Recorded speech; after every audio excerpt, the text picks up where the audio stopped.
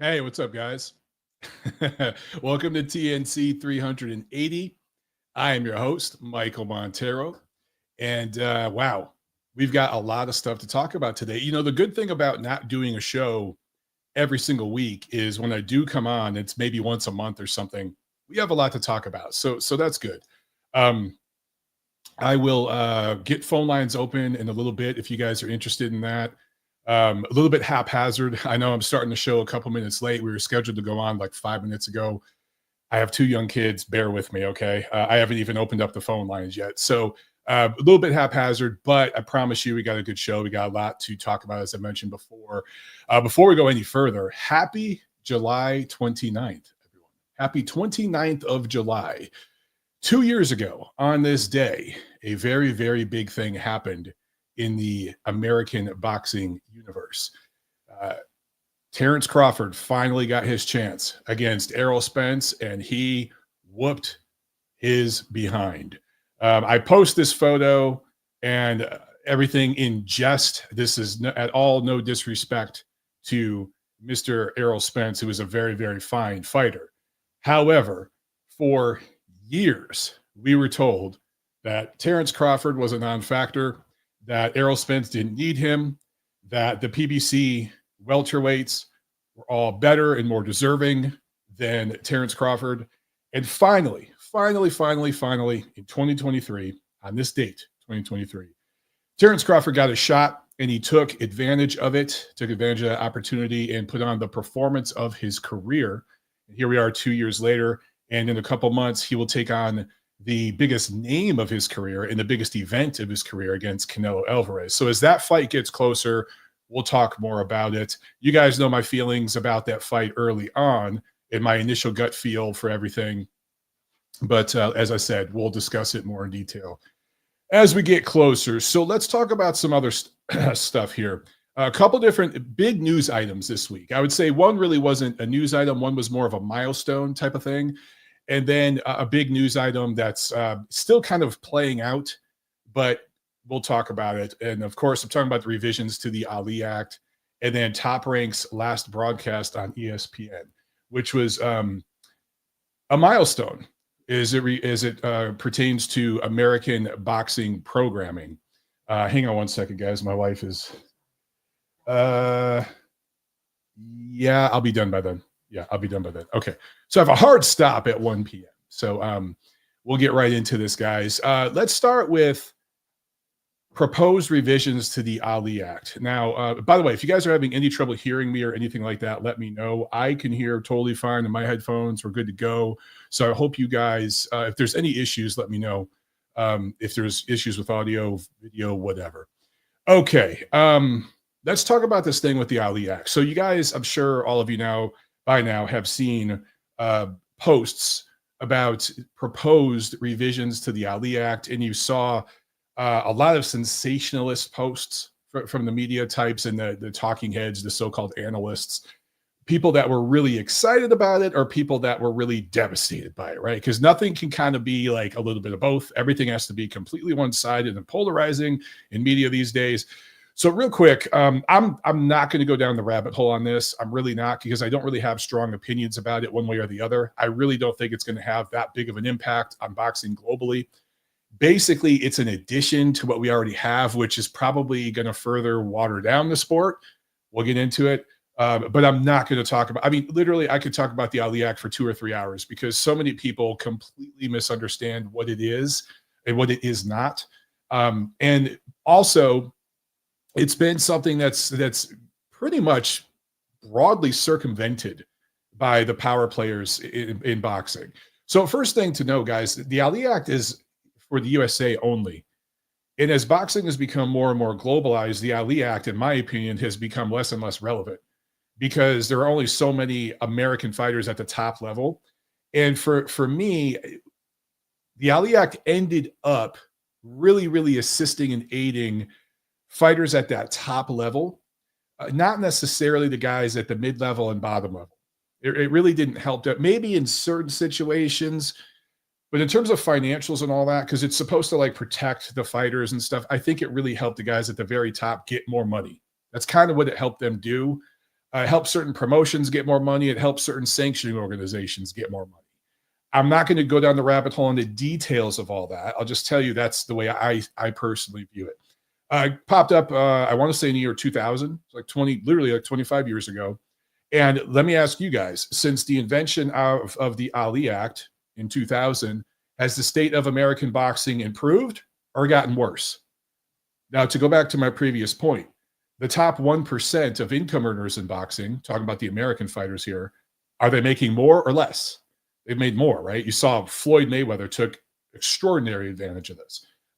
So the guys at the very top have made more, but the overall state of boxing, I would argue, in America has declined precipitously. So there is a direct correlation there. I'm just putting it out. It's not the only thing, obviously, but it is worth noting. Okay.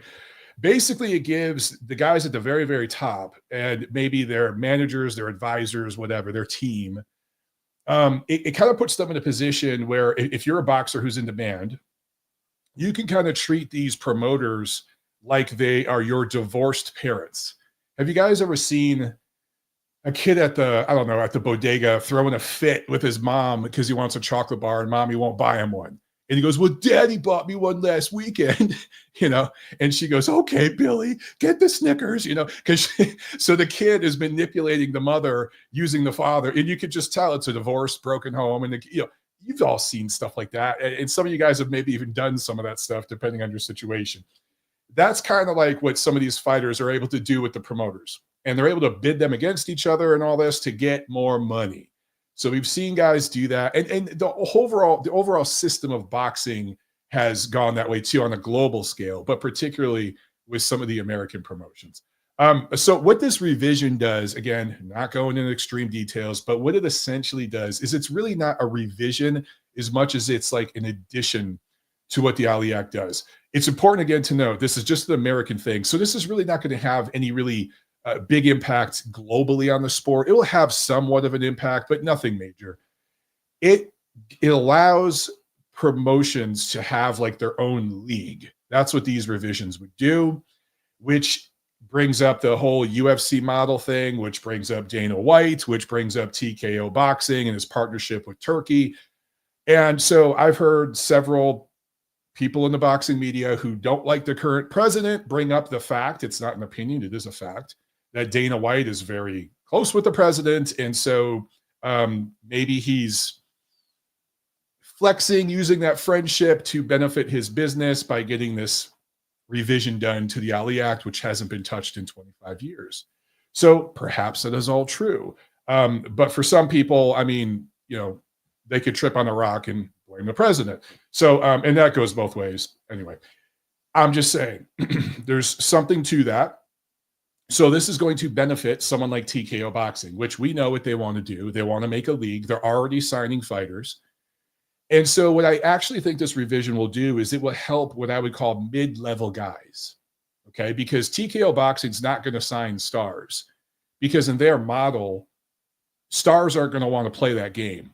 Again, if you're a guy coming out of the Olympics and you're in demand, you're not going to sign with TKO Boxing. You're still going to sign with Top Rank, or maybe it's Matchroom Boxing if you're over in that part of the world. You're not going to sign with TKO Boxing. Who's going to sign with TKO is mid-level guys that are, used to fighting. Let's say if you go back, in time, maybe on Showbox or Friday Night Fights, that sort of, right now, maybe be Pro Box, okay, like that sort of thing.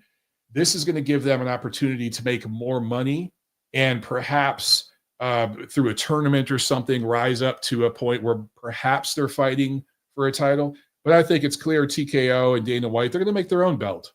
They're going to make their own belt. And this revision gives them the opportunity to do that. So it's important to note that a fighter doesn't have to sign with TKO. As I mentioned, they can still sign with whoever and fight for whatever belt they want. But this does take an ounce of control from the sanctioning organizations, which I view as a good thing, because now there's going to be this new belt. And so if you're a mid-level guy paying dues and trying to work your way up the system, you could be like, screw the BC or the BO or whoever, and you could jump over and sign with TKO, and you're going to be put in 50-50 matchups. I think what they're going to do over there, they're supposed to launch next year. I think what they're going to do is they're going to say, listen, we're not signing superstars and divas. Like, this is going to be their marketing thing. Think, it's Dana White. Think about how he markets with UFC. We're going to put guys in there 50-50 matchups. They got to perform or they're out, right? That's going to be like the thing. So go watch the divas on the other platforms if that's what you want. But here you're going to get real fights, blah, blah, just like they market the UFC. Not to bash the guys who fight over at UFC, but let's be honest, the majority of the guys fighting on that promotion are mid-level, solid guys, but they're not elite-level fighters, right? There's a handful of elite-level fighters, but the majority of the guys on those fight cards are mid-level guys, but they're matched 50-50. They make for fun fights, and their fans are happy. So I think that's what they're going to try to do here. But right now, in the current landscape of boxing, you couldn't do it that way. You certainly couldn't do it in America. With these revisions, Dana White can move forward and do what he wants to do.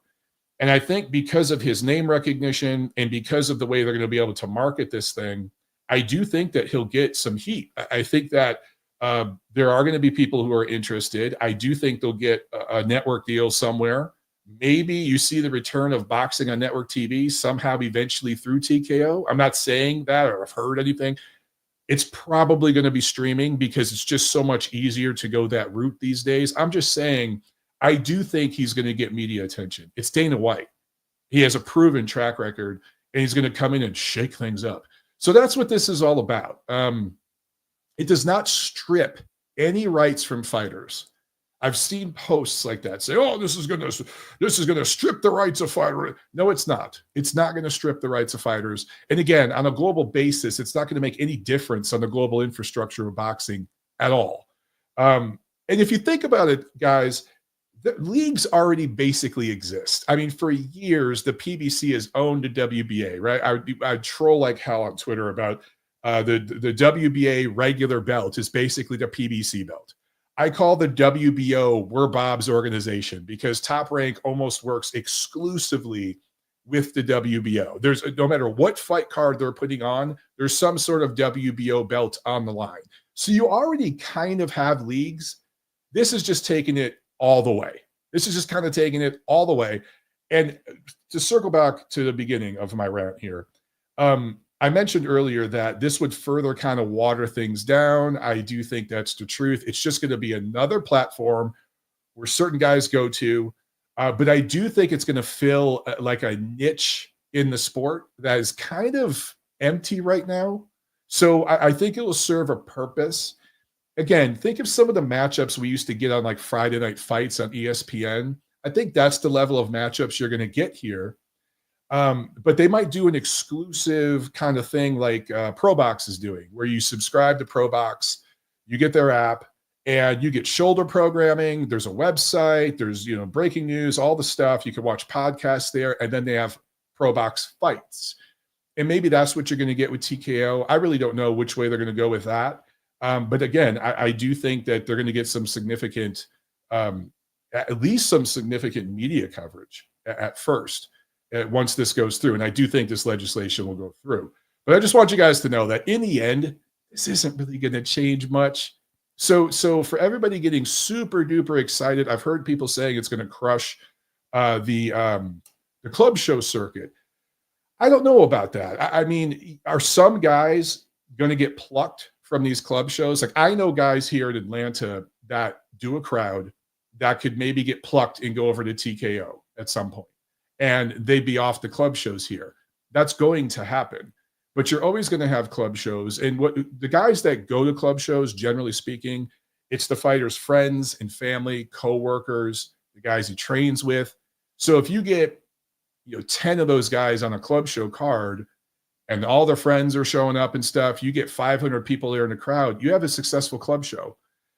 If you can run that for several years and really build up a brand where people in the neighborhood and the area know about it and know that, hey, the first Thursday of every month, there's a show at this venue, blah, blah, blah, then you can have a successful club show. And then with the dawn of streaming, you're going to see a lot of these club shows. I already see it here. I've made some nice extra income throughout the Southeast calling fights ringside for these private broadcasts, these streams. that these club shows will do now. Everyone has the capability. And yeah, there's 300 people watching the stream or something. They're not streaming to tens, hundreds of thousands of people. It's for a few hundred people, but they're all paying 10, 15 bucks. Club, do that, sell some tickets. The club show does okay. So I don't think that's going away. I don't think this is going to kill that. Again, let's wait and see. But there's a lot of sensationalist posts right now. I think everyone needs to just chill. Super chat from my man Chad. Thank you so much, my brother. He says, long live the neutral corner. I appreciate that. Thank you so much. And let's see. Chad also adds here a good comment. A key to the club show is the venue. 100%. Right venue, right part of town, right neighborhood, marketed the right way. And then the big thing I've noticed with club shows is consistency. Like I said, I know certain promotions when I was in LA that would do monthly shows, and they might take a month or two off a year, around the holidays or whatever, but they would basically do monthly shows the same week of the month, the same day of the week of the month. And people in the neighborhood just got to know, hey, there's a show. And these were Thursday shows, and I'm sorry, they were Friday shows. And so people in the neighborhood, I saw people going on dates at these shows because I called some of them. And you would see literally like a 25-year-old dude with his girlfriend going on a date. And they go to the fights, like maybe they went and got dinner or something. Then they come to the fights. Then maybe afterwards they go out to the bar or whatever, the club, whatever.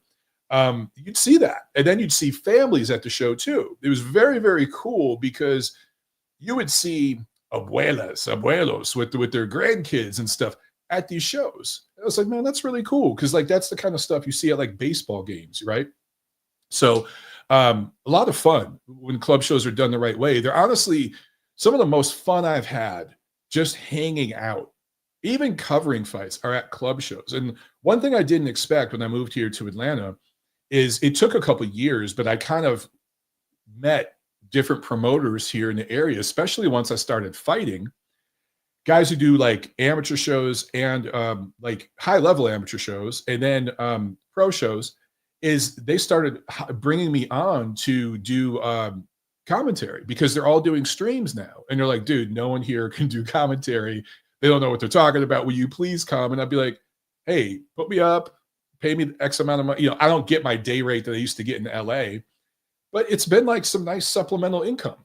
And so like if club shows are doing that here in the Southeast, I know they're doing it the same way in the Northeast, Midwest, etc.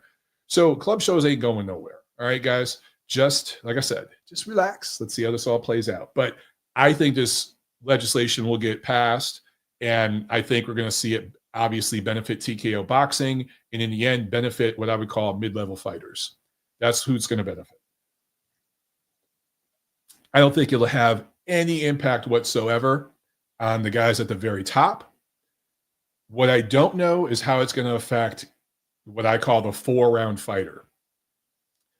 The 4-round fighter is the guys I fight when I get into the ring. I was hoping to do it recently. It didn't work out. But the few times I've been in the ring, those are the guys I'm fighting. Okay. That's my level. And that's literally 90% of licensed fighters out there. I don't think this is going to impact them at all. Maybe I'm wrong, but there's still going to be club shows. Those guys are still going to be needed to fill those club shows again. All right, let's move on. Okay, so Top Rank's last broadcast on ESPN after nearly a decade on the network that happened this past weekend in New York City. Xander Zayas wins a unanimous decision over Jorge Garcia Perez, wins a vacant WBO 154-pound belt. It took him full circle with what I just said about leagues already essentially existing. Top Rank is basically like the WBO is part of the Top Rank league and has been for a while. So anyway, Xander Zayas wins a vacant WBO belt. Ha! Dang it. This thing is messing up my hair. There we go. Several top-ranked prospects were on the show. They got wins. Most of those were showcases, the kinds of fights that we've become accustomed to seeing on TV. And that's ultimately been part of the problem. And hopefully TKO Boxing is kind of a recipe for that. And we start a way to fix that, and we start seeing competitive matchups over there. But so anyway, this was the last show on American television, and I posted a tweet about this, and I called it American terrestrial television. Maybe that wasn't the correct term, because I guess terrestrial TV or network TV is specific to the regular networks like your NBC, ABC, blah, blah, blah.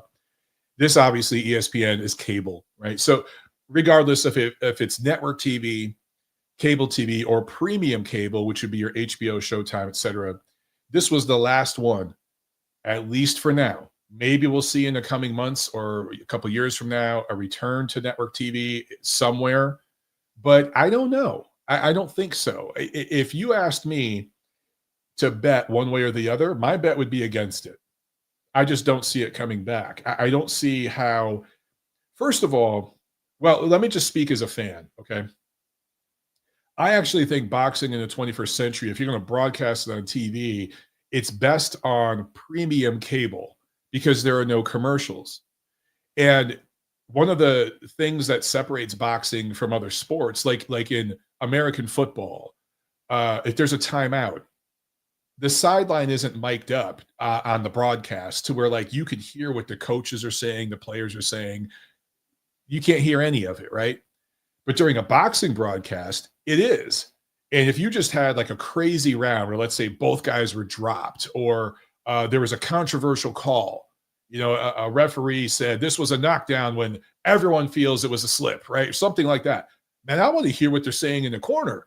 I want to hear and see that humanity. I want to see what the coach is saying, what the fighter's saying. If it looks like the guy might be hurt or injured, I want to hear what he says, all of it. And on broadcast TV, whether it be network TV or cable like ESPN, at the end of every round, boom, they're going to commercial, right? So like with Friday Night Fights, one of the biggest frustrations is you see like this round of the year candidate. Again, both guys dropped, both guys bloody, hurt, whatever. And, we'll be right back. It switches over to it's Just for Men, right? Just for Men owned Friday Night Fights. It was Just for Men and Tecate. And it'd be the same damn commercial every commercial break, Just for Men. Billy couldn't get laid because he had all gray hair. Thanks to Just for Men, now I'm swimming in pussy. Just for Men, you're my MVP, right? So you'd memorize every line of the commercial, and they'd repeat it at the end of it was that, and then the Tecate commercial. And after a while, like the Tecate commercials used to be English, but they just went to like full Spanish because like, fuck it, we know who's watching. It would just be in full Spanish. And they didn't give a shit. And so those were the two ads, right? And I'm like, man, I want to hear what the corner's saying, right? So for me, I think boxing programming, and just in terms of the quality of the programming for the viewer, peaked on premium cable when it was on HBO and Showtime. And I remember, I've talked about this before, but like when I was in my early 20s, I was broke. I was living in an apartment with a friend so we could like split the rent, and save money. And man, I had 2 dimes to rub together barely, right? I was driving a piece of shit car that was like 20 years old, barely ran. I was at that stage of my life, but I still had my HBO. I still had my Showtime. Back then it was maybe only $80 or something a month for like the whole cable, but you get ESPN with your basic cable. But then, man, I paid the extra $15 a month or whatever it was to get the HBO Showtime package because I'm getting my boxing, damn it. I'm also getting my Sopranos. Okay. But I'm getting my boxing. And what was cool back then is you basically had 3 platforms. You had HBO, which was like the super duper premium. That was like the best fighters out there, right? Oscar De La Hoya, Shane Mosley, Winky Wright, those guys. Obviously Roy when he was doing his thing, Bernard Hopkins, etc. And then you had over on Showtime, which would be like they would feature a lot of the international fighters. And that was right around the time where the international fighters really started to come into prominence more and more and more. So I could see guys from the UK. I could see guys from Germany. I could see guys from Southeast Asia. They also would cover divisions that HBO wouldn't touch. They'd have cruiserweight fights. I could watch cruiserweights. they did the super middleweight tournament. Remember the Super Six? They would show like bantamweights and like flyweights and stuff that HBO really didn't always show at that time. And now, the last few years of HBO, they really would show the little guys, but there was a certain time where they wouldn't go like beneath lightweight. They just wouldn't do it. And so you get that over on Showtime. So you kind of had these two different leagues that kind of had their own niche. And then you had ESPN, which was on Friday night. And it would be like you'd see prospects. I should mention there was Showbox too over on Showtime where you'd see prospects. But you'd see some prospects at ESPN, and you'd also see like some faded veterans, former champions who maybe lost a few in a row and they're trying to like get back in the win column. So they're kind of downgraded to ESPN for a fight or two before they get back to premium cable. Or maybe they've been out of the ring for a few years to make it a comeback.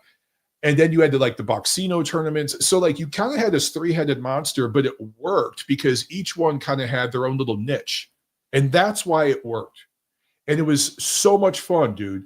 It was, again, I was broke as hell. I'd eat a can of tuna for dinner or ramen noodles or whatever, but I had my HBO and Showtime because I was going to watch my boxing. And now I feel, obviously the game has changed. Streaming is, I want to say streaming is the future, but it's really the present. And so, I thought about this, I was sitting there thinking about what I'm going to talk about today in the show. I was thinking about last night. And I realized, at some point in boxing, here in America, boxing programming, there was the last radio broadcast of a major fight, right? I don't know when that was. That'd be a great trivia question. Maybe one of you guys can Google it out there. But when was the last time a boxing event was broadcast on the radio?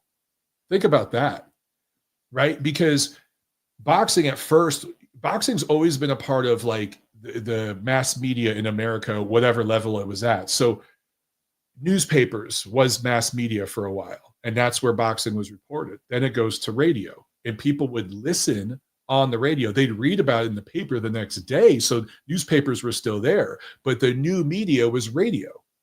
Then TV comes around, and there were still fights on the radio.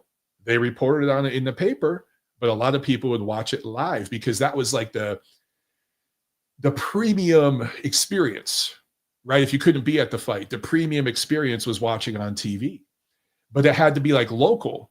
Then there was the first like satellite TV broadcast, and et cetera, et cetera, et cetera, right? Then it goes to cable, premium cable, blah, blah, blah, blah, blah. So it has evolved, and boxing's always been a part of the evolution.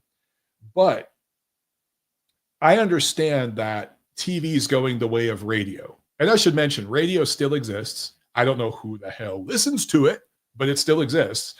But obviously, TV became the major mass media platform decades ago, and it has been. And you can make an argument that it's still very, very relevant, particularly with boomers, people that are like in their 60s and older. They still watch TV. They still watch like the Late Show and stuff. Most young people, particularly if you're like under 30, they're like, what's that? They don't watch. Everyone's streaming. It's Netflix, it's Hulu, Amazon, whatever. And then people are watching stuff on YouTube. Even on their TV, they're pulling up the YouTube app and watching it on their TV. They're not watching NBC, Fox. So I understand, like, this is part of the evolution of media. I get that.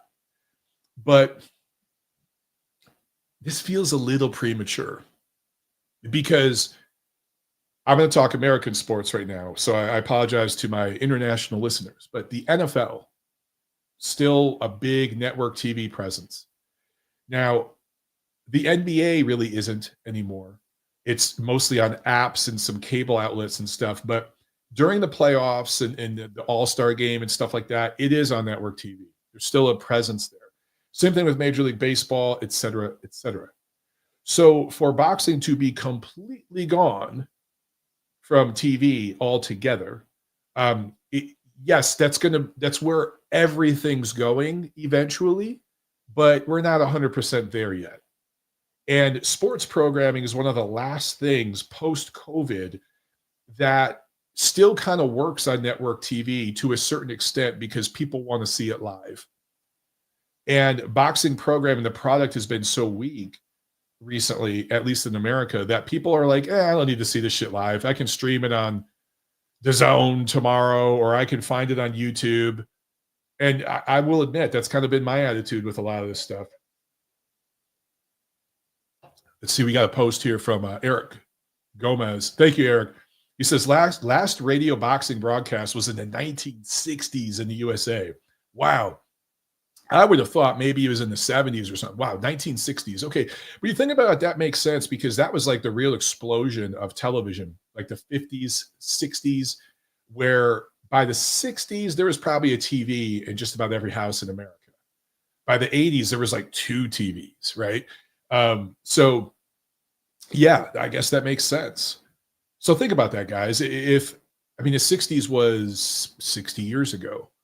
So it's been 60 years since the last radio broadcast of boxing in America. It's been exclusively television. And it's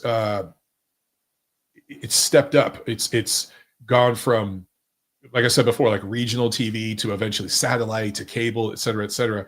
And now it's just, it feels weird because 60 years of television, that's several generations, right? So like it's you, it's your parents, it's your grandparents that watched boxing on TV.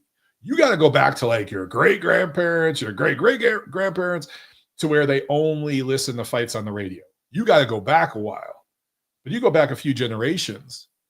Your grandparents you grew up with and stuff, they watch boxing on TV too.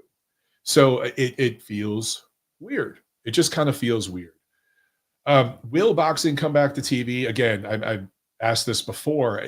It's possible, but if you were a network right now, if you were a television network, I mean, who's the late night guy that just got fired? Stephen Colbert. This dude's show is losing $40 million a year. It brought in over $100 million a year in big pharma advertising. It still lost $40 million a year because no one's watching. Media is so fragmented, and all the other late night shows are going to go within the next couple of years as well. None of them are making money, even with big pharma money coming in. And boxing isn't really getting big pharma money, which is interesting that they haven't dipped into that market. But it's going away, guys. Like, I just don't know. I don't think it will. But to me, if we're going to go on streaming, which is the only place to go now, you got to have streaming platforms that people actually have. When DAZN first came out, I'll just say this. The thing I liked about DAZN, it wasn't completely set up yet, but I talked to certain people involved and I knew what was coming, that it was going to be a global infrastructure. It was going to be set up across the world where it would be in dozens of, I think 100 plus countries. So that's why I'm like, oh, this is really cool because boxing's a global sport now. So the fact that it's going to be on this global platform makes a lot of sense. This is where we're headed in media. And so it's smart to prepare this way and go in that direction. But they really mismanage things. And on a global basis, DAZN is doing just fine. And it makes a lot of sense to subscribe in many parts of the world. But here in the United States, all you get is boxing. No one cares about the other sports that are on there. Sorry, dart lovers. Americans aren't paying $250 a year to watch darts. I don't even know if DAZN still has darts, but I'm just saying. You're buying it for boxing. And if you're paying the $250 a year or whatever it is, and you're still having to buy pay-per-views and everything, that's a tough sell. So there's, I don't know, a couple 100,000 people in America with DAZN. That's where most of the promotions are now. Not all of them. Top Rank isn't there. PBC isn't there. We don't know what PBC is going to do ultimately because it's really not working out on Amazon. That promotion's dead. But yeah, you got to, the one thing about ESPN Plus, a lot of people have it. But Netflix, I mentioned Amazon Prime, which is interesting that PBC is bombing over there. It's because their product is so bad. But, those platforms are in a lot of homes. So that's what you got to build up with DAZN. I just don't know if it's possible. I really don't, especially with the Fire Stick, bro. I mean, I will admit I utilize the Fire Stick a lot because there are only a handful of pay-per-views I see as worth my money. And I know a lot of you out there do as well. And that's kind of the future of the business. I've brought up the comparison before to the music industry with Napster, when suddenly everyone could just download music and share it with each other. And they're like, screw paying $18 for a CD, and I only give a shit about one song, right? And all these record executives were just making money hand over fist, just gouging the people. The people fought back. But to the record industry's credit, to the music industry's credit, they found a way to infuse their business model with the technology.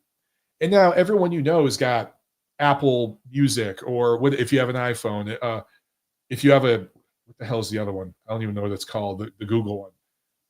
Whatever, Spotify, whatever you get your music on, everyone has one of these platforms and they're downloading music there and they're paying a monthly fee. So the music industry is still getting some money. Are their profit margins as large as they used to be? No, but they're still making money and they're successful. That's what boxing needs. I've talked about this in the past. Real quick before I move on from this topic, I don't want to dwell on this, but this is like example number 50 in recent years of me feeling very, very vindicated. For years, and I'm just going to give myself a little taparoo on the shoulder here. I certainly wasn't the only one. I was not the first one. But I was one of the people brave enough to say, hey, guys, this business model sucks. And it costs me money. It costs me gigs. I've been attacked for it. I've had family members attacked for it. Dead family members attacked for it. I could show you guys like DMs I have on X and other social media outlets where people are just saying disgusting shit. And it's Steven Espinoza, or it's not his burner, but burner accounts tied to him. It's the same accounts you guys know on X that have like, they've had 13 different accounts now because they keep getting banned. But here we are. Like, I've been warning, like, dude, this business model is not sustainable. COVID really, really changed the landscape of sports programming in that a lot of people saw like, wow, this shit's just not that important.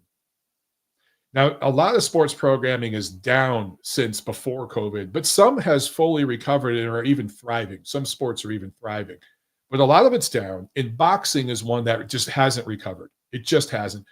The COVID thing really affected boxing. It really did, dude. And we haven't had a full recovery. But for me, that's when I really noticed a shift. Also, there are other things in my personal life that changed, me getting married, having kids, all that just put all this into perspective. But PBC, I'm just going to call them out on this. They weren't the worst, the only offender, but they were the worst, in my opinion. They came back post-COVID, and they were doing like monthly pay-per-views, like literally monthly, almost monthly pay-per-views. So you had to subscribe to Showtime, and then there'd be a monthly pay-per-view. And, you know, look, DAZN's basically doing the same thing right now. So I'm not, you know, I've bashed the hell out of DAZN, and rightfully so.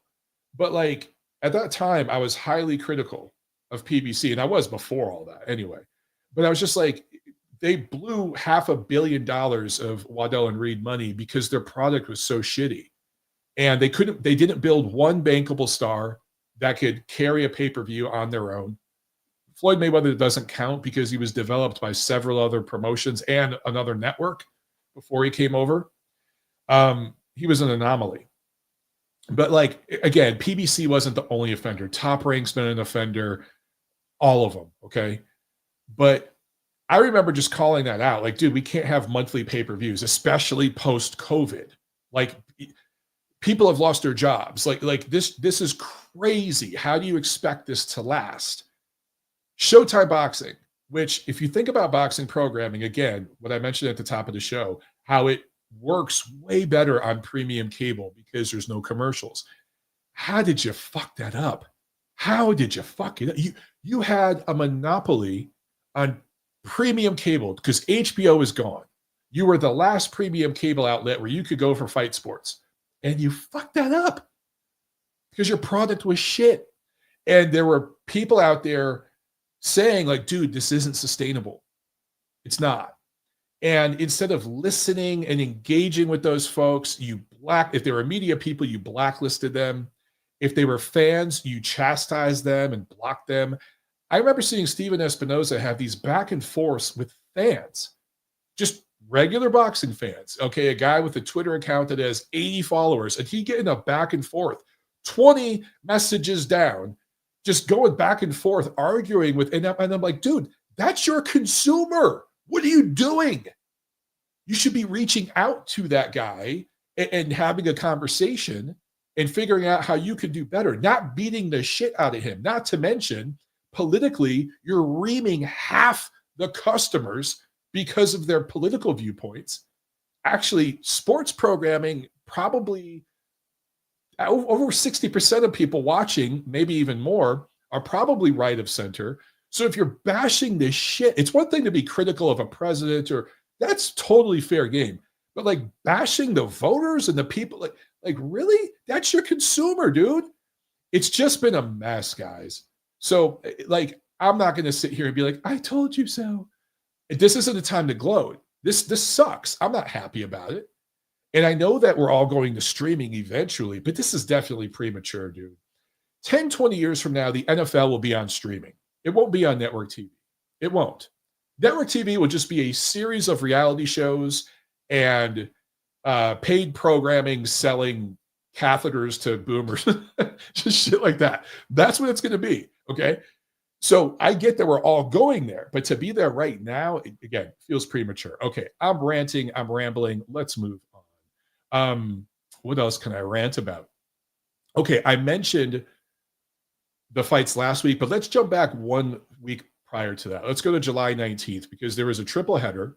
It was 3 different cards, but it ended up being like a Boxapalooza type of weekend, right? So on Saturday, July 19th, Bam Rodriguez, TKO win over Femilela Cafu. Scheduled to fight again in November. So that's awesome. He gets a W here. He's going to be right back in the ring later this year. I love that. Bam, at the end of the day, I clearly think he's the most proven of all these young American fighters. He's definitely the one I want to watch the most. Second's probably Teofimo. But even he's so hot and cold and up and down. Bam is the one guy of all the young American fighters I definitely want to watch. And then Mario Barrios and Manny Pacquiao fight to a draw. Okay, so we had an argument on the Ring Ratings panel. Does Manny Pacquiao deserve a rating off of this fight? First of all, there's controversy about the decision. A lot of people felt Manny got ripped off. I'm going to be totally transparent here. I didn't watch the damn fight. I had no interest in watching it. Still haven't watched it. Haven't even seen highlights of it.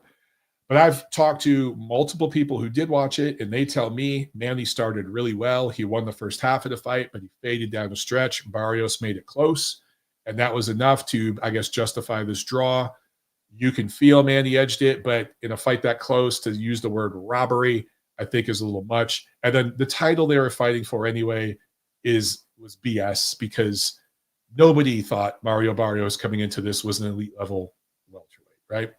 So I voted no to rate Manny Pacquiao, not because I have anything against him. He was one of my favorite fighters. It was so much fun watching his ascent and then moving to Los Angeles right at the peak of, actually, it was just before the peak of his like stardom, but right when he really started to break through. 2009 is when I moved out there. And it was a lot of fun, dude. I lived in Koreatown, which is just adjacent to like Filipino town. And I don't think I've talked about this on the show, but I actually briefly dated one of Manny Pacquiao's cousins who lived there in Filipino town. So I go to these Filipino parties and stuff, and Manny was at a couple of them, and Manny got down. That's all I'm going to say. Manny liked to get down, but he had a lot of fun in his time. Now he's cleaned it all up, but boy, did that guy party. But it was a lot of fun, dude. Just being there, and then being there for the rise of Golovkin and all that. Just great memories. Anyway, Pacquiao's 46. He's my age. And he was on the couch for 4 years coming into this fight. So the fact that a guy could get off the couch at his age And in boxing years, the dude's probably 60. He's been fighting forever. He started at the lower weight classes, moved up, and even contend with a guy rated in the top 10 at welterweight right now shows just how weak that division is. And I'll get it. I'm going to look at the divisions in a little bit here, guys. But like, it just shows like how, like, not to bash anybody. I'm not trying to bash anyone, but like, it just shows how weak that division is. Like Jerron Boots Ennis, do you really think he'd fight to a draw with Manny Pacquiao at this point? And look, Boots isn't the most proven fighter, okay? He's certainly better than Mario Barrios, right? That fight would have gone very, very differently. Very differently. So, also on this card, Sebastian Fondura scores a 7th round stoppage as a retirement corner stoppage over Tim Tszyu. Real briefly, Tim Tszyu, wow. This guy's career was going up, up, up, up, up, and then crash, right? Wow, what a plane crash this career ended up being. And a lot of people now are saying, oh, he was never good to begin with. He was a bum. He was overrated. Okay, I don't know about any of that. Perhaps he was overrated, never an elite guy. I get all that. But I do have to say it is interesting that, you know, he was really building a brand and he was doing crowds in his homeland. And then he starts working with a particular promotion because they had most of the belts.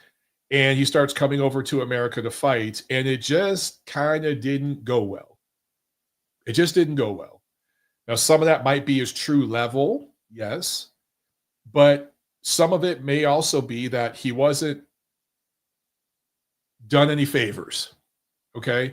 And this is where it's interesting because the fanagers out there on social media, they kind of change their energy depending on who the fighter is.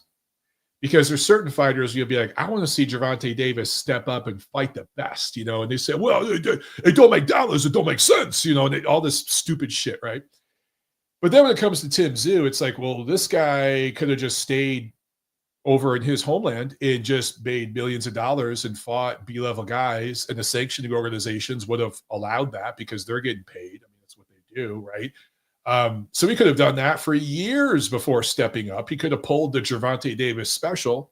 Well, no, he's got to come to America to fight. He's got to come here and fight us. He's got to fight the best. They never keep the same energy. It's interesting how that works. How the tone completely changes depending on the fighter and where they're from. That's all I'll say about that. Okay, let's talk about what happened in London. Alexander Usyk, KO5, Daniel Dubois. Okay, so I talked about this. I posted the video. I was in Chicago on vacation at the time, and I watched this on my phone. We found a stream, watched it on my phone at a rooftop bar in Chicago. And at the knockout, I go, oh, shit. I start screaming, right? And my wife's like, everyone's looking at us. I'm like, I don't give a fuck. So everyone at the bar turns and looks at this guy. They're like, who the hell is this guy? I'm like, yeah, I'm staring at my phone. No one else in the bar knew what the hell I was watching, right? Because these were not the kind of people who watch boxing. Anyway, really, really great performance from Usyk. I was a little bit surprised at the way Dubois fought. I expected him to do something a little different than he ended up doing. I give him credit for trying something different. But Usyk, to his credit, didn't play with his food like he did in the first Dubois fight, where I think he took Dubois a little lightly. In this fight, he came out and treated him like a world-class, top-rated heavyweight and did his thing. So I think that puts to bed any so-called controversy about the first fight. And you guys know my feelings about that first fight. To me, there's no controversy. You can disagree with the ref's call. In the end, it didn't mean a damn thing. Oh, Dubois got robbed because there was a borderline shot. I love this term, borderline. I think borderline, I think your glove's still on the goddamn border. So that's still a partial low blow, right? Okay, I'm not going to go down that rabbit hole. Usyk, not going to repeat. Go watch the video I did that day. Obviously, in my opinion, he's the pound-for-pound number one guy. I think you have to consider him a top 10 pound-for-pound guy. I posted some tweets. Several of them went viral. Like, they had thousands of likes. That weekend, my posts on X did over 1 million impressions, right? So for a guy with my following and stuff that tweets about boxing part-time, that's pretty big. So my tweets broke through that weekend. And a lot of people around the world, I looked at the demos of who was posting it. There were people all over the world retweeting it, liking it, etc. So people agreed with my take here. A lot, literally thousands of people agreed that Usyk's the number one pound for pound fighter right now. We can discuss Terrence Crawford in a couple months. We can discuss Inoue later this year when he fights and has a big fight coming later this year. We can discuss. Right now, Usyk's the top guy. Also, Usyk is a top 10 all-time great heavyweight. For some reason, I don't know why, I'll let you guys speculate. For some reason, the same group of people that hated Lomachenko and hated Golovkin and hated Pacquiao and hate Inoue, hate Bivol, seem not to like Usyk either. And I'm seeing a lot of posts out there saying, Usyk's a good fighter. I'll give him credit, but all-time great, no way. Top 10 heavyweight, no way. Ken Norton would flatten him in 3 rounds. Like, I'm seeing those sorts of posts, right? Now, look, I posted saying this guy would compete in any era of heavyweight boxing. I used the word compete specifically. I didn't say he beats everyone in the history of boxing on the same night with one arm tied behind his back. I didn't say that. I said he competes in any heavyweight era. The fact that that post triggered some people to where they were calling into other podcasts complaining about it and stuff, like, that's so crazy to me. And people didn't like, again, 99% of people liked my YouTube video, but there's that 1% who are calling into podcasts, Montero's this, Montero's that. Crazy. Am I saying I would pick Usyk to beat Larry Holmes? I didn't say that. I'm saying that's a competitive fight. And if you can't see that based on what he's done, I don't know what to tell you at this point. I really don't know what to tell you, but I'm a guy who's been watching boxing his whole life. I've seen multiple generations. I'm a historian. I've read dozens of freaking books. I can't even count how many books. I've talked to countless people who were around with the old school fighters, guys who are now deceased, who were with those old school guys, old school fighters. I've absorbed a lot of information about this sport. I see an all-time great here. Maybe I'm wrong. I don't know, but that's what I see. What's interesting, one point I wanted to bring up about this. Some people are just never going to give Usyk credit. I find it interesting now that everyone's calling Dubois a bum and that he quit. Guys, did you see the left hand Usyk landed on Dubois? Did you see it in slow motion? Dude's head went like it went around like 3 times, and then he hits the ground. So what? He got up and walked to his corner. Dude was on Queer Street.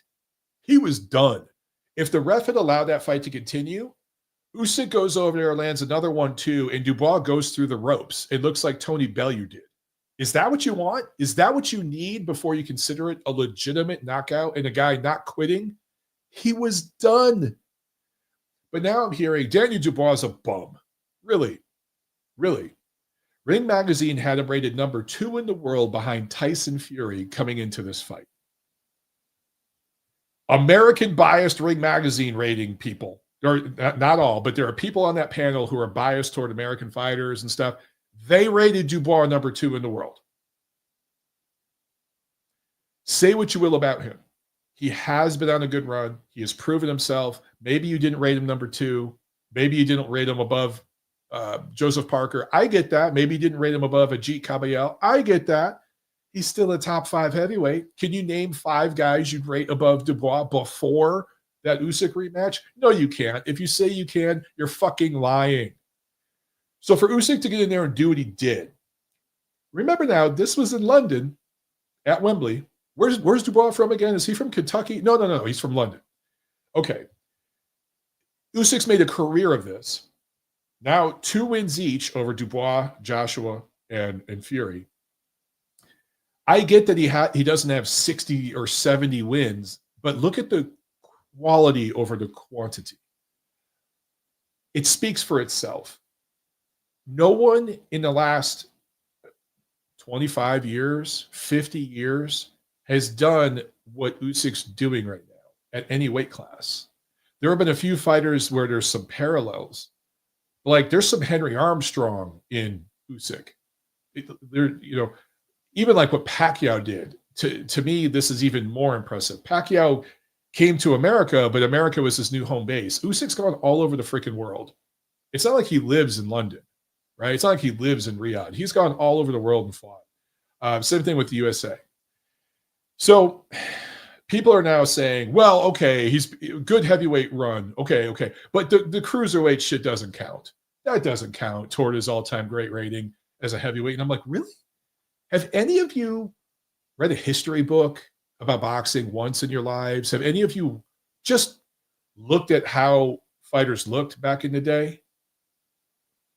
The cruiserweights today, today's cruiserweights who walk around between fights in their 220s, 230s would be big heavyweights in most eras of boxing history. If you disagree with that, you're stupid because it's true. Okay? Go back and look at Joe Louis's era, Jack Johnson's era, Rocky Marciano's era, and compare it to the cruiserweights today. Look at their height, look at their reach. I promise you what you'll find is that the cruiserweights today, the cruiserweight era Usyk fought in, those guys were bigger than those heavyweights of the past.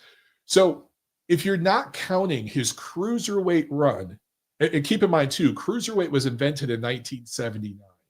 Before that, every fighter at cruiserweight today would be a heavyweight before 1979. Okay? So that means everyone over 175, 1978 and earlier, hell, Dmitry Bivol, Artur Beterbiev, those guys would have been heavyweights. Do you understand? Okay. So to not count Usyk's run at cruiserweight and what he did there in regards to how he stacks up all time versus the heavyweights of 100 years ago, you're nuts if you don't include that. You're nuts. And you're not being intellectually honest. Anyway, guy's a top 10 all-time great heavyweight. Okay. A few of you guys are asking for the phones. Give me some time. I wanted to get to phones. I don't know if I'll be able to. I still have more stuff to talk about. You're going to have to listen to me rant just a little bit more. I don't know if I'll get phones today, guys. Okay. Let's go to last week, July 26th. I talked about Zayas winning a vacant Bob Arum belt in ESPN's last show. I want to talk about Claressa Shields briefly. Scores a unanimous decision win. Surprise, it went the distance over Lonnie Daniels. If you haven't heard of her, don't feel bad. I haven't either. Defends her undisputed heavyweight championship. And I put quotes because this fight was at 175 pounds, not 200. Okay. So the reason why I want to bring up Claressa real quick is because for the billionth time, there's just a bunch of posts out there from do-gooders, virtue signalers, white knights, quote, right? I did a check on BoxRec. There are 4 divisions Claressa's fought in, from 154 to 175. And I looked at how many fighters exist in those divisions today. Junior middleweight, there are 78. Middleweight, 44. Super middleweight, 42. Heavyweight, 38. Now, when I'm giving these numbers, I'm talking about licensed professional fighters, okay? Globally.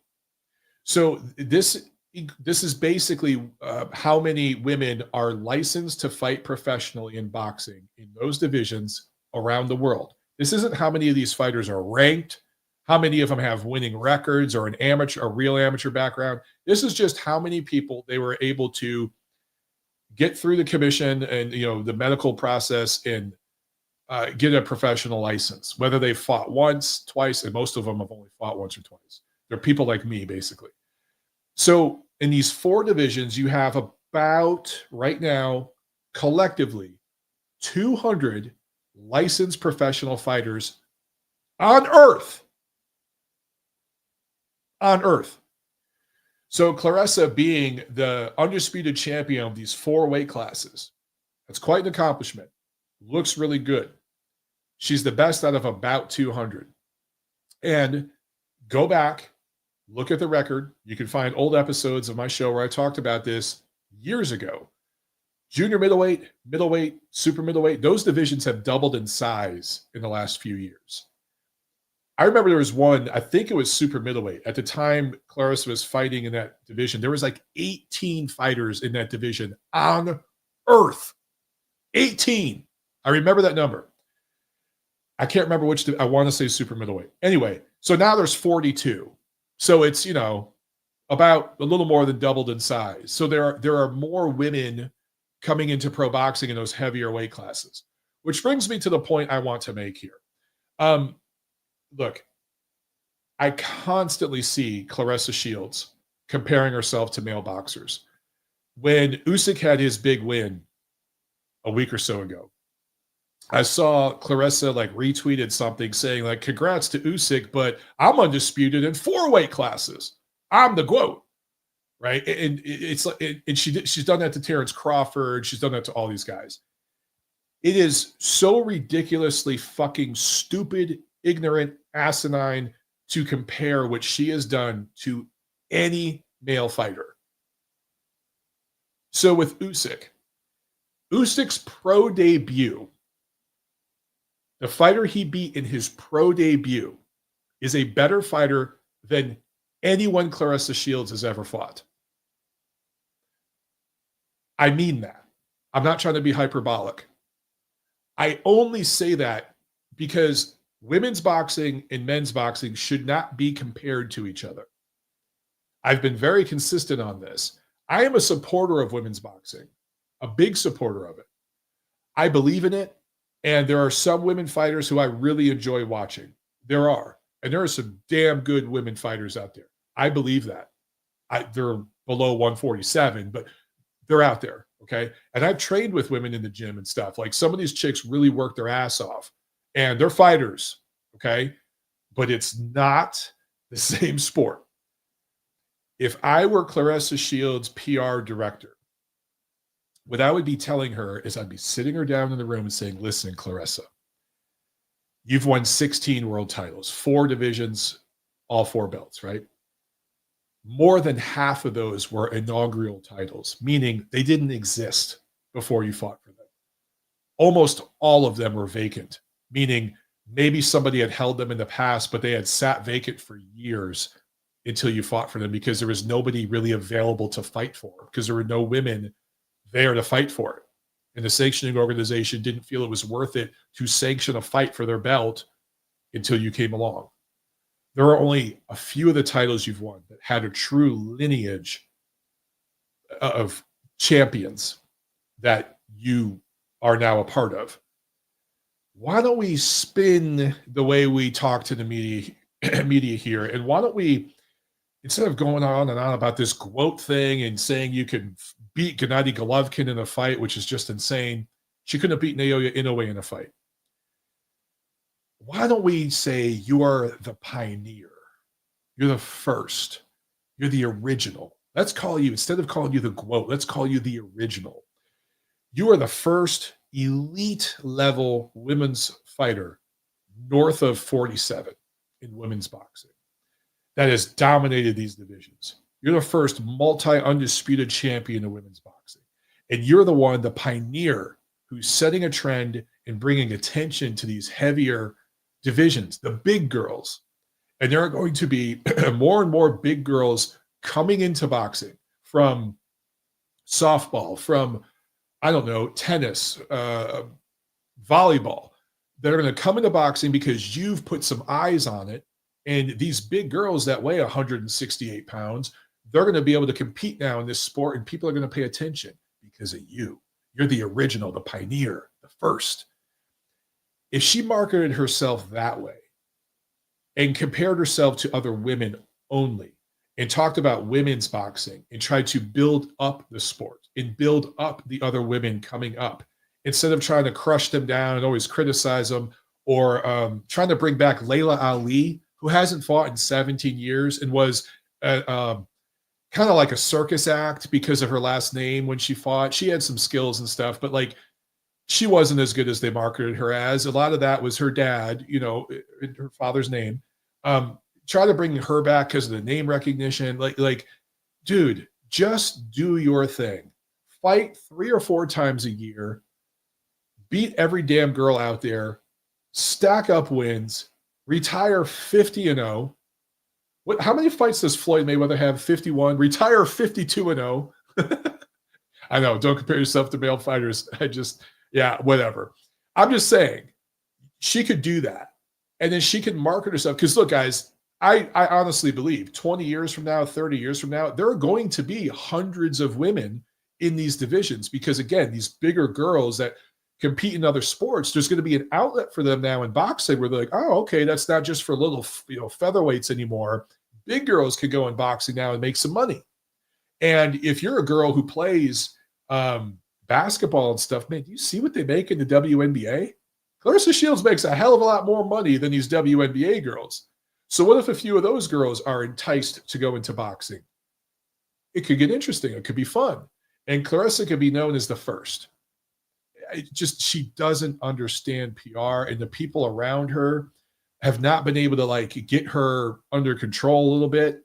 There's a reason why all of the big time promotions didn't want to sign her, and why she's with, no disrespect to Dmitry Salita, because he's a good promoter and everything, but he's a mid-level guy, right? And there's a reason why she's with him. If you're really the GOAT, if you're the best to ever do it, you're probably signed to like a Matchroom or somebody like that, right? She's not. There's a reason for it. Super chat from my man Luke. Thank you so much, Luke. He says Holyfield's cruiser run limit was 190. Usyk's era is 200. 100%, Luke, and that's just one of the reasons why I say Usyk's run at cruiserweight was more impressive. I understand that Holyfield had those fights with Dwight Muhammad Quayi, and who just passed away, by the way, rest in peace. And thoughts to his family. But those were big fights. I get that. And a lot of people would say that he's better than anyone Usyk fought. I don't know, at cruiserweight. I don't know about that. But that extra 10 pounds makes a difference. And the fact that Usyk was fighting in a division that was, 40 years old at the time, instead of it just being born. When Holyfield fought in cruiserweight, he had just a handful of fights there. It was a brand new division. It started in 79, but that was only with the BC. The other organizations didn't come on board until after that. So it was a brand new division. In fact, they called it junior heavyweight. The networks didn't know what to call it. They called it junior heavyweight. That's how brand new it was. So it was kind of a no man's land, and that's the division that Holyfield cleaned up. Usyk cleaned up a much more mature, globally diverse with talent type of division that was 10 pounds heavier. I think he deserves credit for it. Absolutely deserves credit for it. Okay. Let's see, what else can we talk about? Okay, guys, let's I want to get into a couple different things of like what's coming up. I want to talk about the state of the game right now. We're halfway through the year, a little more than halfway through, and we're kind of in this dead spot, right? The next big fight is on September 13, with Canelo versus Crawford on Netflix. Going all the way back to what I talked about at the top of the show, I'm really, really hopeful that this fight breaks through and does numbers, because this will be the first time Netflix is doing a real boxing match, right? The Jake Paul, Mike Tyson, that was a circus act, things like that. And then they have done female fights that broke through and did a good rating, but this is the first like men's real fight that they've done. And I want it to succeed. I really hope it does. We'll see. But from now until then, which is, I don't know, a month and a half, there's not a whole lot. There's some interesting fights here, there for diehard fans, maybe some mid-level guys. And so I think Nakatani's fighting, or is it Taraji? I think is fighting it might be this week off the top of my head. I can't remember. So just some of the Japanese guys fighting and stuff. I get that. But we don't have like a big matchup until September. Nothing super important anyway. So let's talk for the next 10, 15 minutes, maybe 10 minutes, and then I'll get some questions real quick. We're not going to be able to get phones today, guys. I got a hard stop at 1 o'clock Eastern. So I got to go soon. But overall, about halfway through the year, 2025 feels like a down year in boxing, kind of across the board. But I mentioned PBC earlier. That promotion right now is just dead.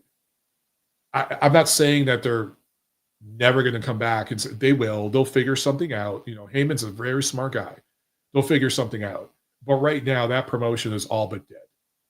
Top Rank has had a very down year. They haven't had one big show. They've had some shows. Their deal with ESPN's gone. I do think Top Rank will land on their feet. They'll figure something out. From what I've heard, they're going to kind of be on several platforms. We'll see. But they will land on their feet. But this is definitely a down year for Top Rank. I'm not going to say they're dead, but they're kind of just treading water. They haven't drowned yet, but they're treading water. And then just across the board, I looked at Ring Magazine's pound for pound ratings. In fact, let me share my screen. Let's go to Ring Magazine ratings here. Let's go to pound for pound real quick. You see we got Usyk, Inoue, Crawford, Bivol, BF, Bam. And then it goes on. So I looked, and these top 10 fighters have had 13 fights so far this year. 4 are scheduled so far to fight later in the year. So if nothing else comes up for these guys, it'll be 17 total fights for these 10 fighters. These are the top 10 best fighters in the sport. 17 fights between them, if nothing changes. So that's, for you math whizzes out there, that's less than 2 fights. I should mention that the 3 Japanese fighters on here, that is obviously Inoue, and then Dakatani, and Taraji. Those 3 Japanese fighters have accounted, or will account for, because a couple of them have fights scheduled, will account for 7 of the 17 fights. That's worth noting. So those guys are being active for today's boxing. That means 10 fights among the other 7 fighters. Terrence Crawford will fight just once this year. He's the premier American fighter of this generation, right? We're not talking about the young guys coming up like Bam and Shakur. I'm talking about this generation that's kind of wrapping up. Let's say 2015 to 2025, last 10 years. Crawford's the premier American fighter by a mile of that generation. He has fought just once a year, every year since 2020. So that means for the last 6 years, right? Because 20, 21, 22, 23, 24, 25.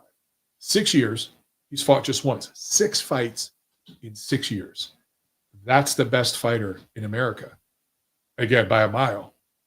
6 fights in 6 years. And this is his biggest fight. Should he pull it off, it'll be a big deal for him and all that. But is he going to start fighting 3 times a year off this? Is it going to be some launching pad? No, his career is wrapping up. So inactivity is still a major, major issue in boxing. Just a huge, huge issue. Let's look at the heavyweight division, shall we? I just want to look at a few divisions. And just to show you guys, by the way, before I go into this, I want to mention, and I tweeted about this today. I worked out at the boxing gym yesterday. Got my workout in, got my 15 rounds in. I was in there with about a dozen guys. And some of these guys are amateurs. Several of them are fellow pros.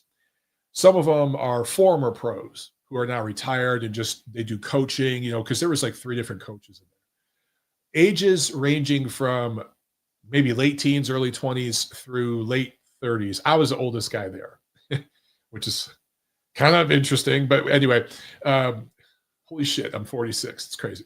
Anyway, I asked all of them, what is your least favorite era of boxing of your lifetime? Without hesitation, every one of them said right now. Every one of them.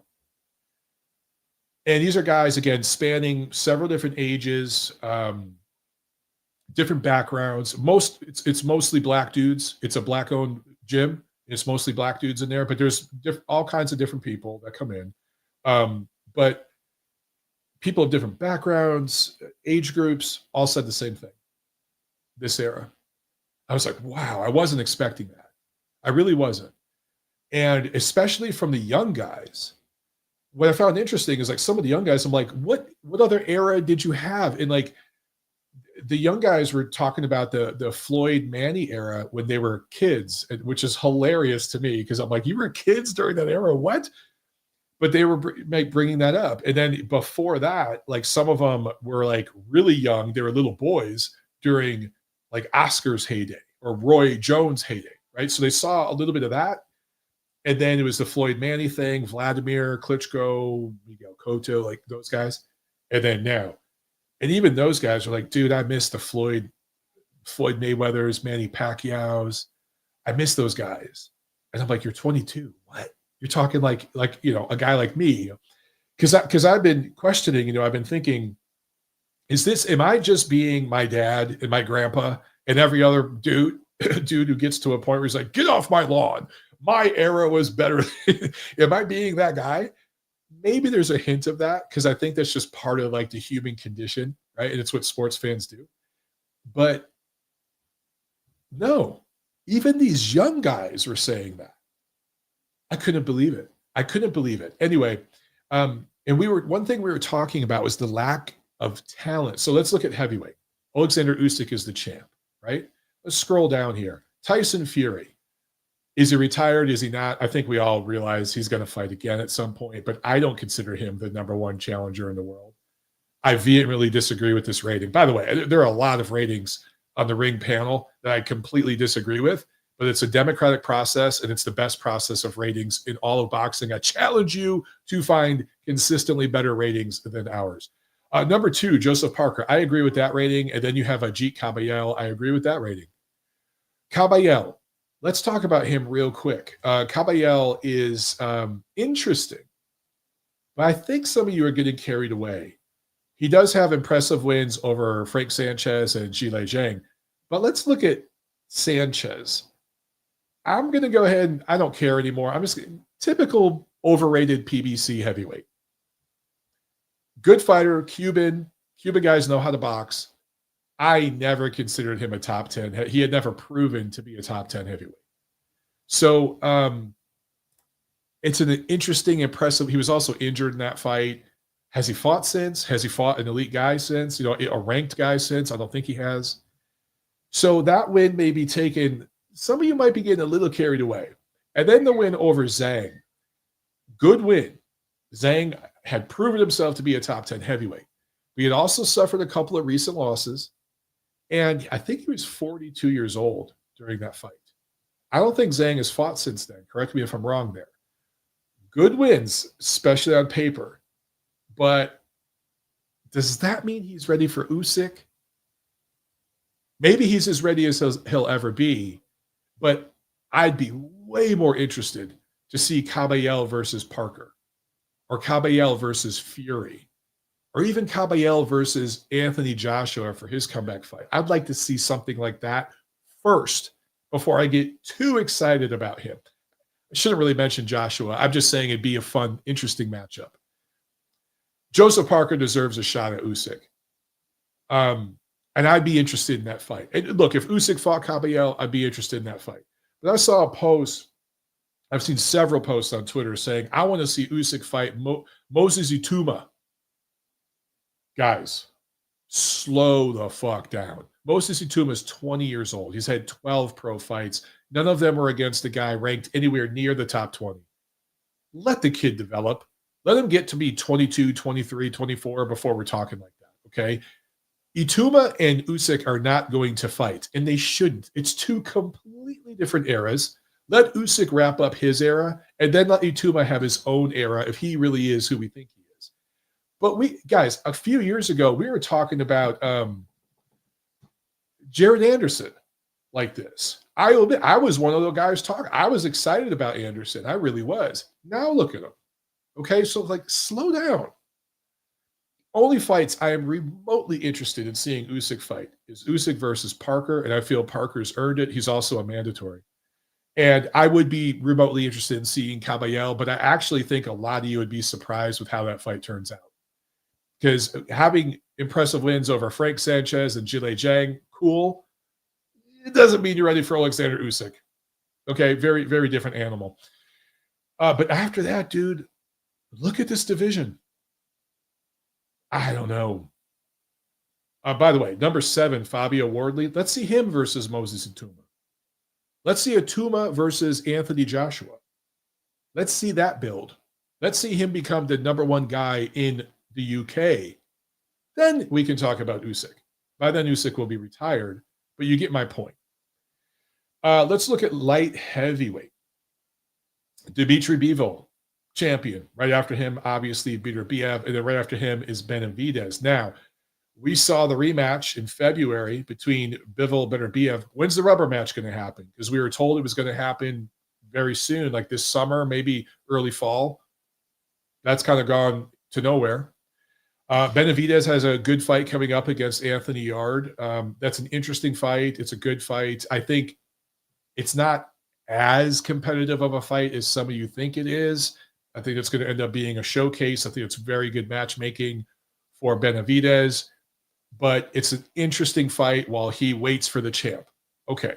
I'm good with all that. After that, let's look at this division. It's bleak. It's bleak, guys. It really, really is. I'm not going to call it dead because you have true elite level fighters at the top 2 guys, and then a possible elite fighter in David Benavidez. We got to wait and see. So it's not dead. But after that, the division's pretty bleak. Super middleweight, Canelo Alvarez, undisputed champion. If his last name was Taylor or Crawford, would he still be undisputed champion with his recent run? I think we all know the answer to that question. He wouldn't be.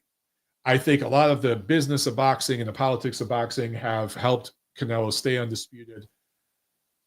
Is he the best super middleweight in the world right now? I guess. I'm looking at the rest of the division. It's very, very young. Right now, number 1 ranked is challenger is Christian Mabili. He's not necessarily, he's a veteran. He's been around. But after him, it's Pacheco, Iglesias. These guys are young, right? So we don't know yet. They're still improving themselves. Hamza Shiraz just entered the division. Maybe he's going to end up being the top challenger. We'll see. He had a good first entrance into the division. But boy, this division, oh boy, I wouldn't exactly call it stacked. Middleweight. Now, this division, I will just straight up call dead. This division is absolutely dead. No champion. At the top, Janibek Alamkhanallah, and then Carlos Adames. Those are the only 2 guys I'm remotely interested in this division. I'd like to see them fight. There is just zero money in that fight. So will it happen? I don't know. It would crown a real champion. It would at least give us a legitimate champion of the division.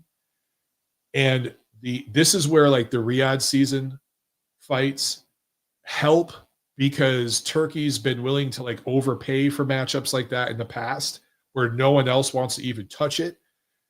I don't know if Turkey's interested in this fight. If he were, I'd love to see it. Adames has, I thought he beat Shiraz when they fought earlier this year. He should have a win over Shiraz, in my opinion. But man, I'm looking at the rest of this division. People complained about Golovkin's era. Boy, this division. Let's look at welterweight. Right now, Jaron Ennis is the champion. I'm going to say it kind of by default. I'm looking at the rest of this division, and again, this is another one where I'm like, whew, this is the absolute weakest this division has ever been in my lifetime. The only fight I'm remotely interested in seeing is Jaron Ennis versus Brian Norman. I do think that'd be interesting. Maybe we see it. But after that, whoo-wee. Manny Pacquiao, number 9 rating. Again, I want it on record. I disagree with it. I disagree with Barrios being rated 8 and Pacquiao being rated 9. I just don't agree with that. But again, it's a democratic process. But boy, I mean, look, I can keep going here, guys. I'm not doing this to beat up on anybody. It's just to show like where we're at. The talent level right now is pretty bleak. And things are watered down because there's so many platforms. Also, the junior and super divisions have watered down the sport. As I've talked about before, if you just eliminated them overnight, if the junior and super divisions were just deleted, um, you would double the talent pool in each of the remaining divisions. And that would be great. But for you younger guys who are just growing up in this era, a lot of you are just looking at these ratings and you go, well, that's the way it is, dude. There's maybe one or two elite level guys, if that, in each division. And then there's one or two solid, perennial contender type guys. And then after that, it's just kind of guys that are interchangeable. And I'm like, yeah, that's how it is now. But when I was growing up, that wasn't the case. There were multiple elite fighters, particularly when you're talking like welterweight, middleweight, right? Light heavyweight. There were multiple elite level guys. And then there were over 10 legit contenders who really could on any given night shock the world. Like over 10. Seriously, more than 10. And then there was 10 to 20 like gatekeeper level dudes. Now those gatekeeper level guys are literally top 10 fighters, and some of them have belts. That's where we're at. So this isn't me being a 40-something-year-old guy saying, get off my lawn, my division, my era is better, all that. This is me just being a guy who's been around and been following boxing a long time. And well read on it, well versed. I'm not the greatest historian out there, but I definitely know my shit. And I'm looking at it and I'm being like, yeah, dude, like this is not the level of talent that I grew up with. It's just not. It's just not. So I don't know. Will things get better? Will we have a bounce back? Is just this kind of a down arrow while we figure things out and then things will get better? I don't know. I honestly do not know. But I can tell you right now, there's only a handful of fights out there that legitimately really interest me that I get up for, that I'm like, oh yeah, I'll pay $80 for this. There's only a handful of fights. And most of them probably are not going to happen. There is some really good young talent out there. Don't get me wrong. The problem is we're not seeing the young guys fight each other. We're just not seeing it. And if I've talked about this before, but if we saw Shakur, Tank, Garcia, I'm not even going to include Garcia anymore. Shakur, Tank, who am I forgetting? Teofimo Lopez, Devin Haney. If we all saw all those guys fight each other 2 or 3 times, that would bring excitement and that would crown an elite level fighter. And maybe we find out a couple of them are really elite level guys after having that round robin. That's what should be happening. And then whoever is the last man standing from all that, that's who challenges the top dude who's on the way out. And you get that passing of the torch. That's the way it's worked in boxing for so many generations. And you just kind of don't see that happening. And I know I'm being somewhat hypocritical because I just mentioned a minute ago, I don't want to see Moses Ituma fight Alexander Usyk. They're 2 different eras. But you guys have to understand, if Moses Ituma had beat an Anthony Joshua, a Daniel Dubois, or a Fabio Wardley even, especially if he had beat an Ajit Caballel, a Joseph Parker, then of course I'd want to see that fight. I wouldn't care what age he is. I'd want to see that fight because I'm like, okay, this dude's legit. He's proven himself against a real guy. He's shown that he's the top guy in England, which, let's be real, British heavyweights have been the star moneymaker heavyweights for the last, 20 years. It feels like 20 years. It really started with Lennox Lewis, but, Anthony Joshua was huge, right? Tyson Fury, like these guys, the British heavyweights, there's a brand over there and it sells. So if you can prove you're the top guy from England at heavyweight, you're very marketable. And especially if you've proven yourself, you beat all the other British guys and maybe 1 or 2 guys at the world level, then yeah, of course I'd want to see that fight. But as it stands now, no, he's not ready for that. You're going to kill the kid. He's going to get flattened. I mentioned Jared Anderson. He goes in there against Bacoli. What happens? Just gets destroyed. Not the same guy ever since. I don't think he's ever going to be able to rebuild. I think a lot of you seriously underrate how hard it is to come back from a loss like that, particularly at heavyweight. For whatever reason, It's just so much harder to do at heavyweight. That's why I give guys like Lennox Lewis and Vladimir Klitschko and Anthony Joshua so much credit from coming back from really bad losses and having success after those losses. That's so hard to do at heavyweight. Anyway, what happens to Piccoli after that? He goes in there, and I get that he was a last-minute replacement and all that stuff against Parker, but what happened to him? How'd that fight go? So I'm just saying the levels, guys, they reveal themselves every time. So, yeah, I don't want to see Otuma rushed into that. I don't think I'm being hypocritical. Okay. I think that's it, guys. I had a hard stop at 1. I got to go. I appreciate you for listening to me rant for about an hour and a half now. I promise we'll do it again soon. Maybe we'll have more discussions about this Ali thing, this Aliak thing, and boxing not being on TV in America. I think we're going to have more discussions about that in the months, potentially years to come. But as it stands now, not a whole of a heck of a lot going on for the next month or so. Would you guys like to see like an Ask Me Anything type of thing? Let me know what you think. And I'll see you next time. Have a good one.